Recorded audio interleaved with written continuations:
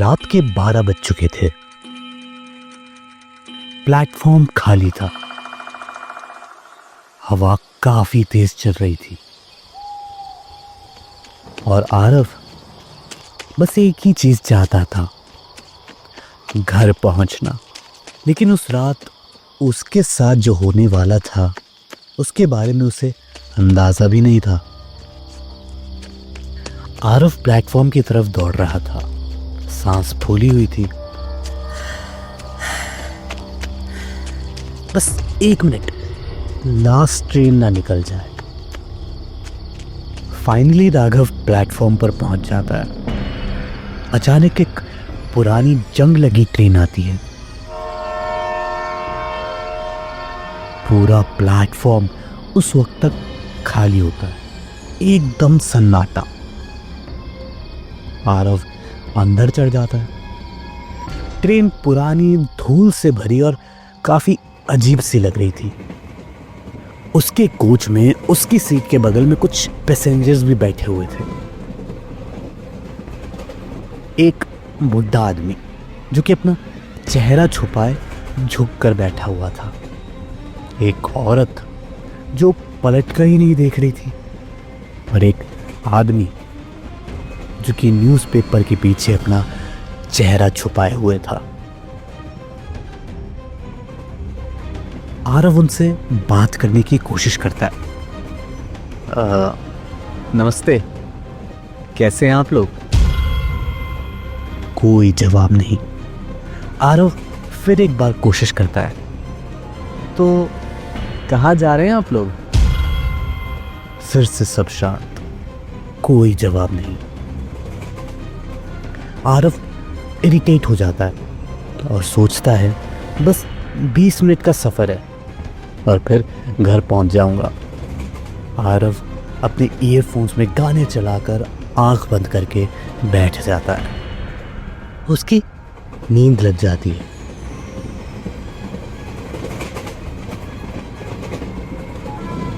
थोड़ी देर बाद ट्रेन एकदम से हिलने लगती है,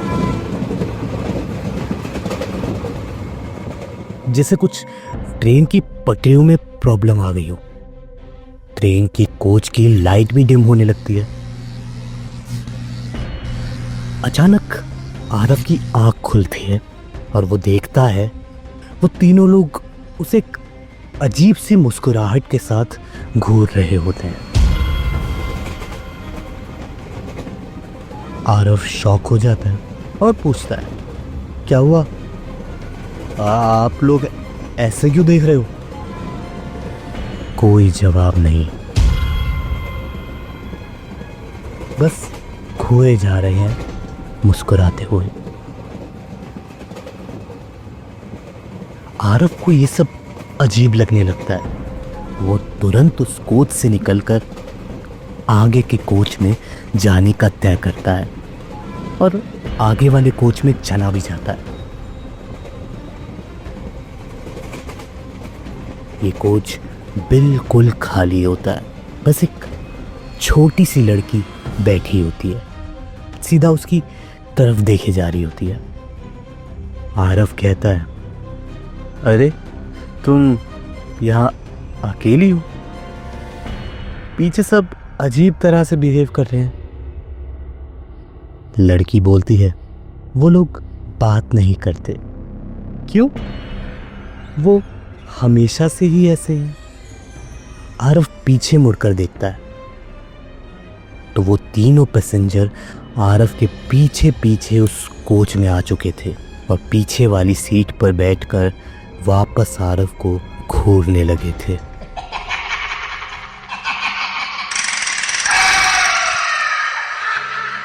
आरव ने जब उन्हें गौर से देखा तो वो हक्का पक्का रह गया।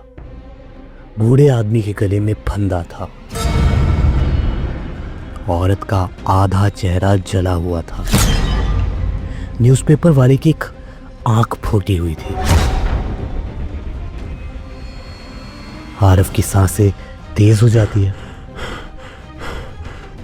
उसका दिल जोर जोर से धड़क रहा होता है। लड़की उसकी तरफ धीरे से चलकर आती है।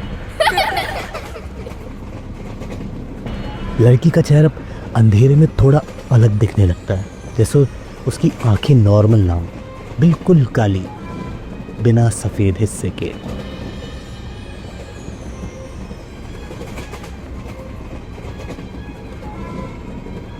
लड़की कहती है, तुम बस अभी नए आए हो, इसलिए तुम्हें लग रहा है तुम अभी जिंदा हो। आरव कहता है, क्या ऐसा नहीं हो सकता, मैं जिंदा हूं, ऐसा हो ही नहीं सकता। इतना सुनते ही पूरा कोच झट से अंधेरे में डूब जाता है। सिर्फ एक पुराना लैंप झिलमिलाते हुए जलता है और उस लाइट के नीचे आरव को दिखाई देता है कि कोच के कॉर्नर्स में कई सारे पैसेंजर्स बैठे हुए हैं।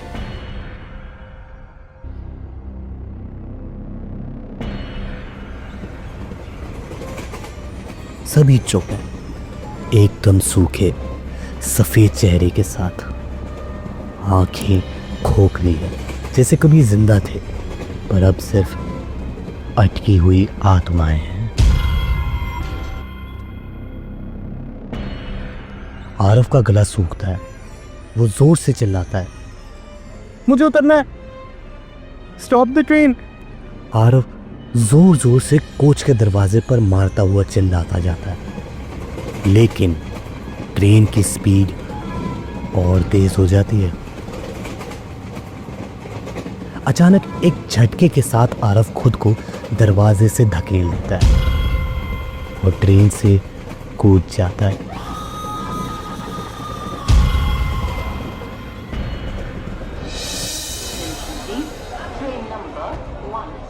आरव सोचता है, बस एक बुरा सपना था, चलो अच्छा है, सब खत्म। वो संभाल कर उठता है।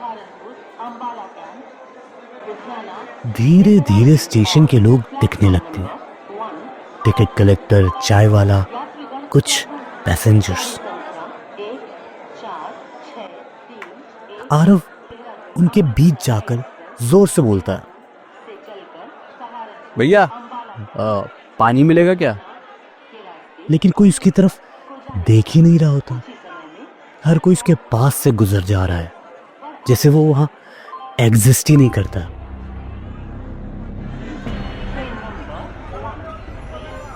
आरव हाथ हिलाता है, एक आदमी के सामने आकर चिल्लाता है, अरे मैं यहाँ हूँ, सुनो तो। वो आदमी आराम से उसके अंदर से गुजर जाता है।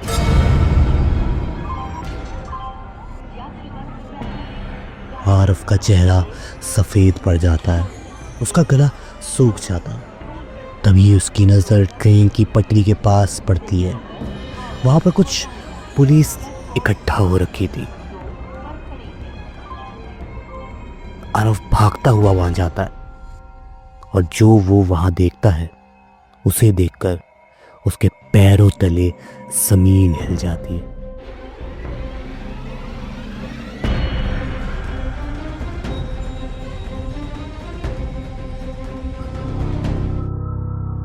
ट्रेन की पटरी पर एक लाश पड़ी थी, जो कि उसी की थी।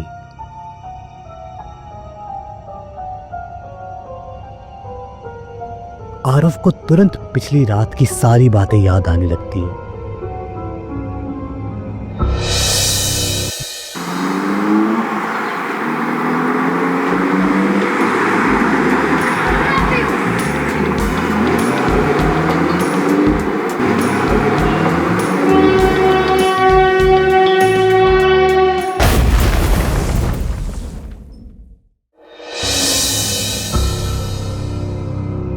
प्लेटफॉर्म के कोने पर वही छोटी लड़की खड़ी है।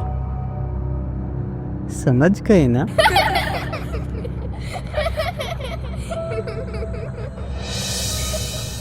अब आरव को सब समझ आया। जब वो प्लेटफॉर्म जाने के लिए दौड़ रहा था और सोच रहा था कि वो घर जा रहा है, वो असल में जिंदा ही नहीं था। उस रात जब वो ट्रेन से टकराया, वहीं उसकी कहानी खत्म हो गई थी। और जो ट्रेन उसने देखी, वो कोई आम ट्रेन नहीं थी, वो थी मौत के बाद की आखिरी ट्रेन।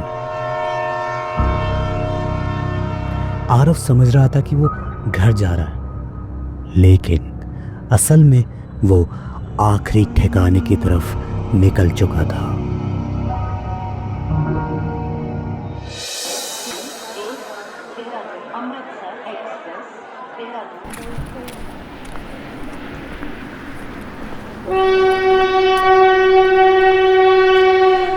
अगला मुसाफिर तैयार है।